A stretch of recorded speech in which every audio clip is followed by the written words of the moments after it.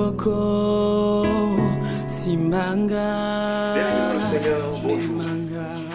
Nous sommes dans la joie de vous retrouver dans notre série d'enseignements sur les affermissements du nouveau chrétien. Ces enseignements sont importants pour tout celui qui a reçu le Seigneur Jésus-Christ et qui désire grandir dans la foi, qui désire avancer jusqu'à la maturité spirituelle. Vous savez, bien aimés dans le Seigneur, nous avons tous besoin de grandir pour atteindre la maturité spirituelle. Car la Bible déclare que nous devons désirer la parole de Dieu pour qu'elle nous aide à grandir, à quitter l'étape d'enfant, l'étape de bébé, à atteindre la stature parfaite de Jésus-Christ, à atteindre le niveau de maturité spirituelle pour que nous ne soyons pas ballottés par tout vent de doctrine, pour que nous soyons fermes en Jésus-Christ, inébranlables, pour que nous puissions rester et demeurer dans le Seigneur. C'est une chose de recevoir Jésus-Christ, mais c'est une autre chose de travailler pour atteindre la maturité spirituelle qui vous permettra de demeurer dans le Seigneur. Comme Jésus-Christ lui-même dit, demeurez en moi et je demeurerai en vous. Ce matin, nous allons commencer par un sujet important qui est l'assurance du salut, la nouvelle identité. Cette série pourra prendre 5 à 6 émissions qui seront subdivisées en différents points pour expliquer les choses, les réalités qui sont arrivées à celui qui a reçu le Seigneur Jésus-Christ comme son Seigneur et son Sauveur. Souvent, nous ne sommes pas conscients de ces réalités. Souvent, nous ne sommes pas conscients de cette nouvelle vie que nous avons. Et ces enseignements vont nous aider à comprendre exactement qu'est-ce que Christ nous a apporté depuis que nous avons reçu, depuis qu'il est entré en nous, depuis que nous l'avons accepté comme notre Seigneur et notre Sauveur. Nous le savons tous que depuis que nous avons reçu le Seigneur Jésus-Christ comme notre Seigneur et Sauveur, il y a eu la joie au ciel. Cette joie, je suis sûr qu'elle a été partagée avec vous. Vous vivez la joie d'être enfant de Dieu.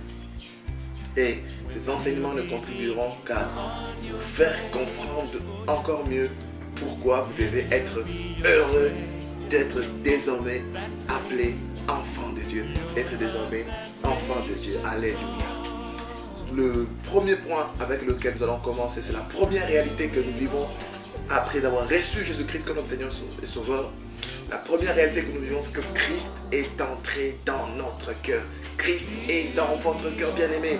Apocalypse chapitre 3, verset 20 dit, je me tiens à la porte et je frappe. Si quelqu'un entend ma voix et qu'il ouvre la porte, j'entrerai chez lui, je souperai avec lui et lui avec moi. Bien-aimé, quelle intimité le Seigneur parle dans ce verset. Je souperai avec lui et lui avec moi. La prière a été faite avec foi, en croyant que lorsque vous l'avez invité, il est entré dans votre cœur. Lorsque vous avez prié, vous avez invité Christ, il est entré dans votre cœur. Et désormais, Christ est en vous. Il est présent dans votre cœur.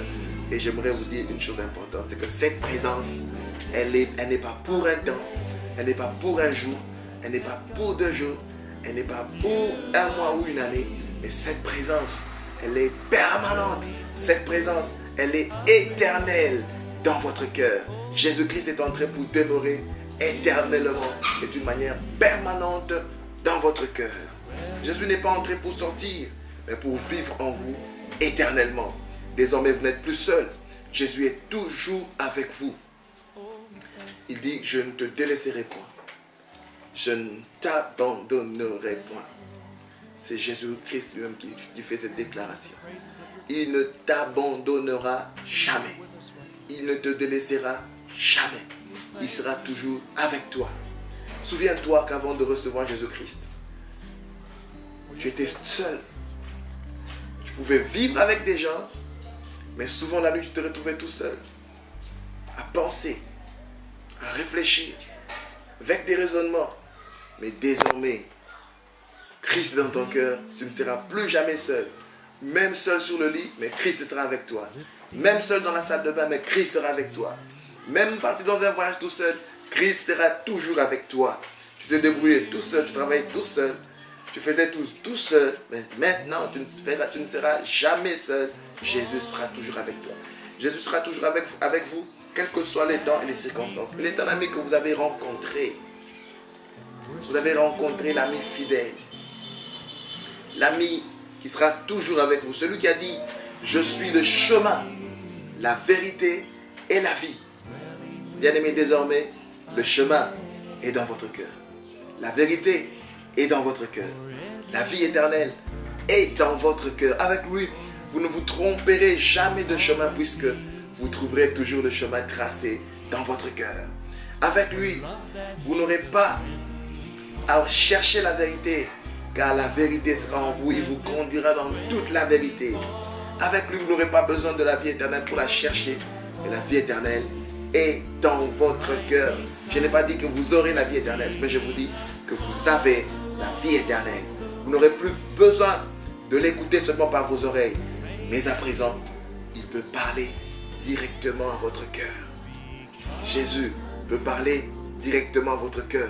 Il n'a pas voulu habiter dans une maison faite des mains d'hommes. Il a choisi de faire sa demeure dans votre cœur quand vous avez décidé de demeurer en lui. Vous êtes désormais le temple de Dieu où réside la présence de Dieu dans toute sa gloire. Souvenez-vous de l'histoire de Salomon. Il dédie le temple qu'il avait construit pour Dieu. Lors de la dédicace et lors du sacrifice, et la présence de Dieu, quand elle est entrée dans le temple, elle a rempli tout le temple de la gloire de Dieu.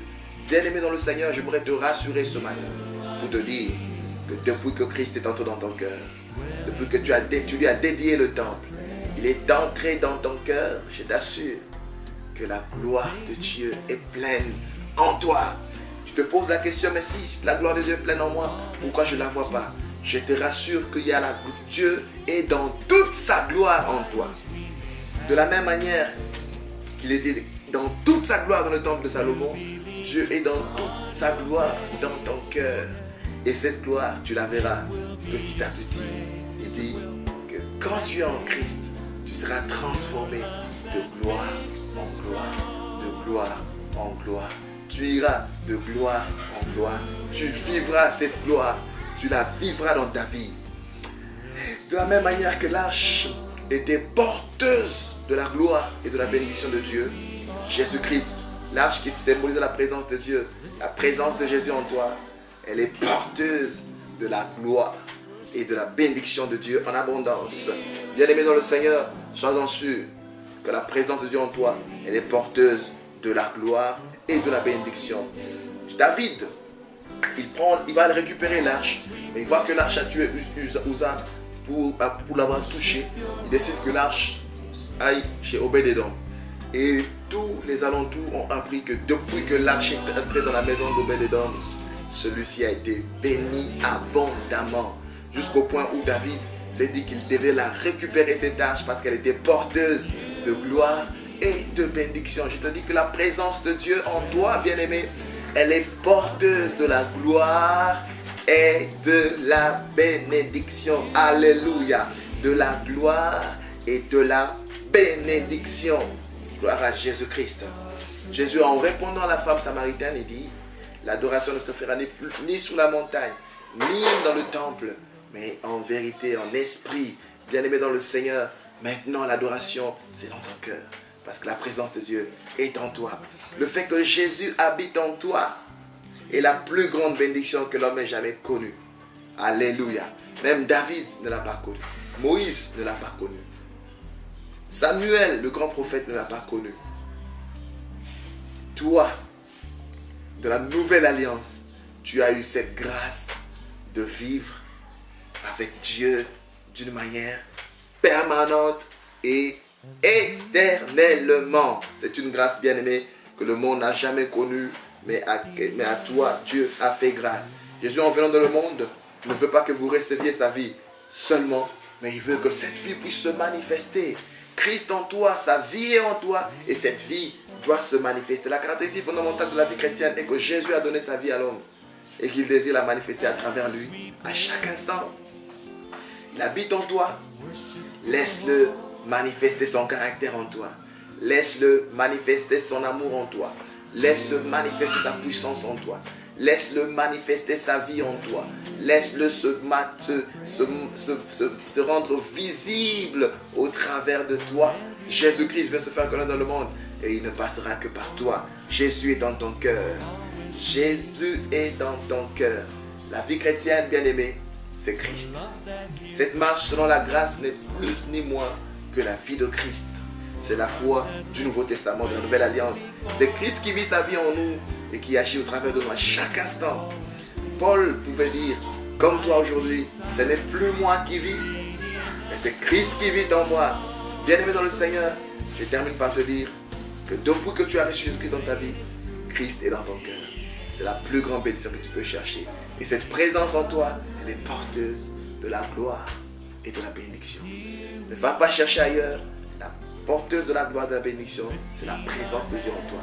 Tu peux te réjouir parce que Christ, désormais, a décidé de vivre en toi, de vivre avec toi, de rester à chaque instant, d'une manière permanente et éternelle en toi. Dieu te bénisse. À la prochaine. Shalom.